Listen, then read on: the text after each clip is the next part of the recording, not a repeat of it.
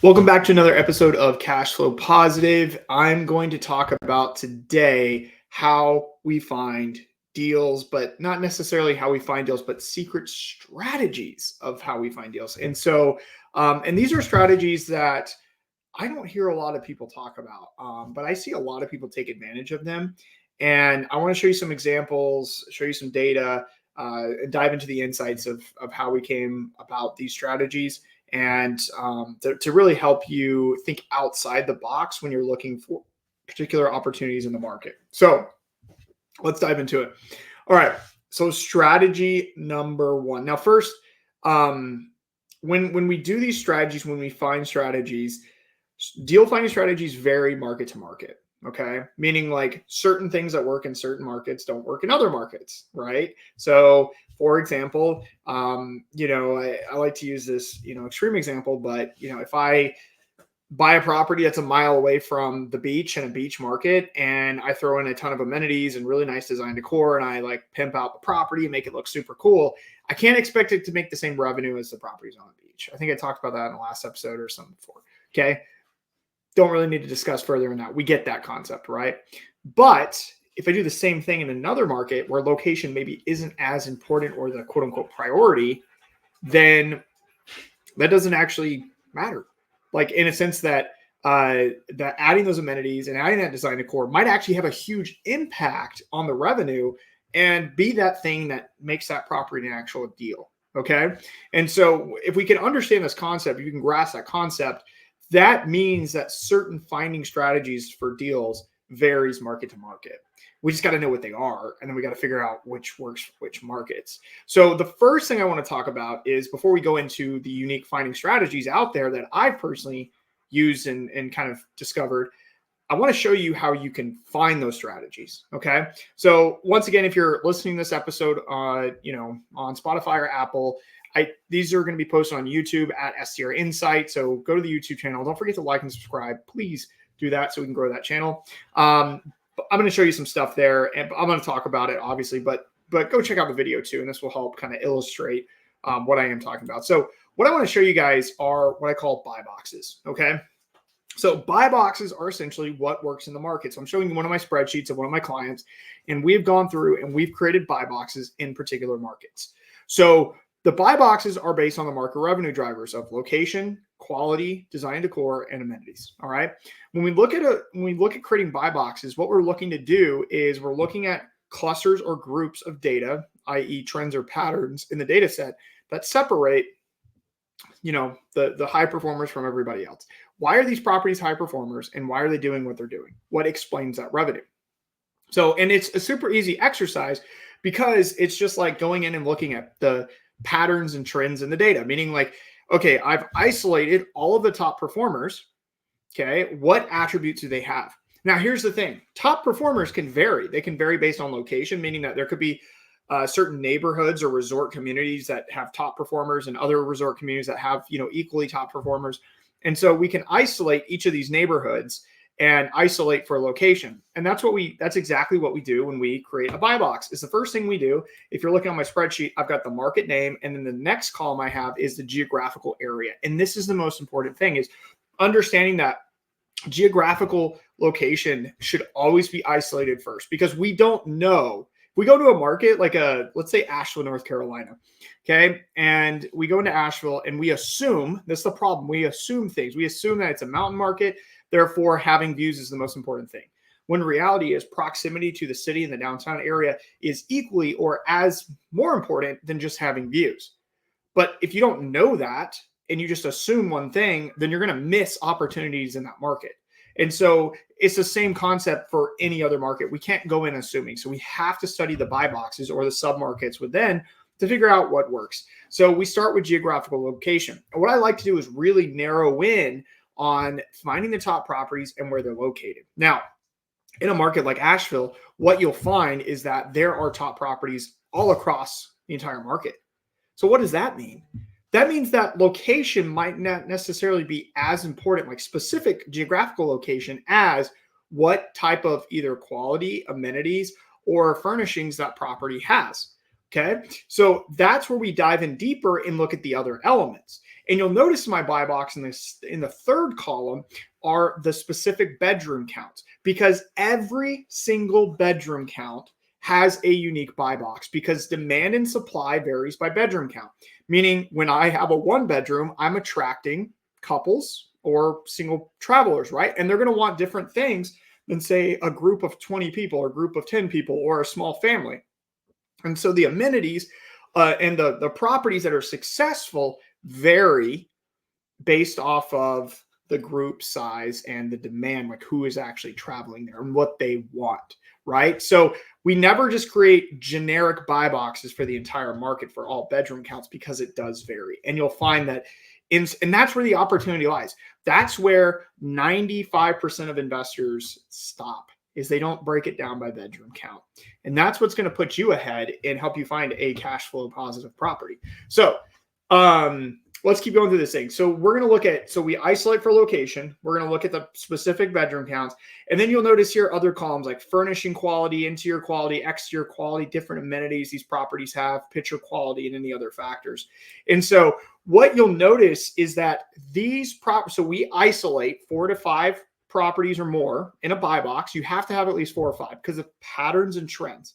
I can't stand it when people are like, well, I found this one really cool property and it has like an indoor pool, therefore like that's a buy box. It's like, maybe, but there's one property in this market that has a pool. Nobody else has it. So you're making an assumption. Okay. We can't make assumptions, or you make assumptions when you only have 1 or 2 data points, which is what people do when they evaluate. They look at 1 or 2 comparable properties. And I'm probably talking to you listening to this. You've looked at 1 or 2 comparable properties at their revenue and said, these are quote unquote similar to mine, therefore I should make around this, which is really, really dangerous. Okay. And the reason why is because you've made some assumptions. You haven't looked at the market research and the market data. Now, maybe you have, good for you, and you've learned and you've spoken to me and we've kind of gone through that process. But if you haven't, you need to sit down and understand the market revenue drivers and the buy boxes before you go in, because that's where you find opportunity. Okay. And so for example, like, let me pick one of these that's like a little more relevant. I've got some ski resorts and beaches. So like, for example, we've got Pigeon Forge, which is in the Smokies, and the buy box there, the location is like in the downtown area of Pigeon Forge, which we know does really well. And then the type of amenities and the quality and these things like that, like how are all the top properties, what amenities do they have that are in common? What's the interior quality, like the exterior quality? Like, we know that the Smokies is extremely competitive. So everything's going to be high end. That's why you see high here in the spreadsheet, right? And then in other markets, you're going to see things that are maybe a little bit lesser, medium, or what I call low, or just like, grandma's closet. But the thing is, though, in these markets where you see these things where everything isn't high end, that's where the opportunity is, guys. But it's also telling you that that's maybe not the most important thing that drives revenue. Having all the amenities or having the design decor, the hundreds of thousands in design decor isn't what drives revenue. It's other things. So, but that varies market to market, right? And that's what we're trying to get at. So this is all like understanding this concept of buy boxes is how you figure out the right strategies for the deals you're looking for. Okay. So understand this and like use this for your gain, I guess, to figure out what the best finding strategy or the deal strategies are. Okay. So now we talked about buy boxes and you've got that. Now we need to move to the second step, which is actually understanding the deal finding strategies. So let's pick some, I don't know. I guess I'll just do some example markets. I should have planned this one out better, but a couple deal finding strategies I like. Number one of the most uncommon talked about deal finding strategies out there is adding a bedroom count, which sounds really cheesy almost, like, and kind of stupid, but like when you increase the bedroom count, what is that? What's the cause and effect? You increase occupancy and the number of guests you can accommodate. Okay. Therefore, your revenue goes up. More heads and beds equals more revenue. That's proven just about everywhere. I used to not want to believe that until the data just kept saying it over and over and over. More heads and beds equals more revenue, especially when you get to that 4 to 5 range. If you can go from a 4-bedroom to a 5-bedroom in almost any market, the revenue jump is significant and it will make a big difference in that property. And so we can look for deals where they have bonus rooms or offices that aren't listed as quote unquote bedrooms and use those as bedrooms to increase the amount of or guests that property can accommodate. And that increases revenue. Therefore, the property might be undervalued in terms of what that revenue potential is. And therein lies the opportunity. So that's one way to do it. I know it sounds super cheesy, but like seriously, like if there's a unfinished room above a garage that's attached, or I've seen that one. We've had clients find those before.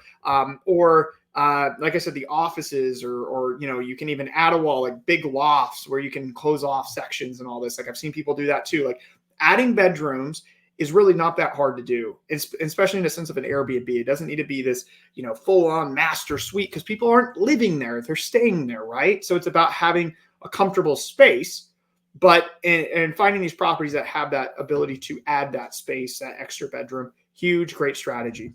Another strategy we found is, and I'm going to interview someone who's done this one and share their example and their experience with this one, is properties that are, I know this sounds super silly, but this is why people don't talk about this stuff. It's like, it's almost like sounds too good to be true, like too easy to be true, but it just works. So like finding large properties, and when I say large, I'm talking like 4,000 square feet plus, that were built like in the early 2000s that don't have like all this major like curb appeal, adding the right amenities, adding the right design decor, and make sure they can sleep like 16 plus people and watch the numbers crank out. So I've seen that work in a number of markets.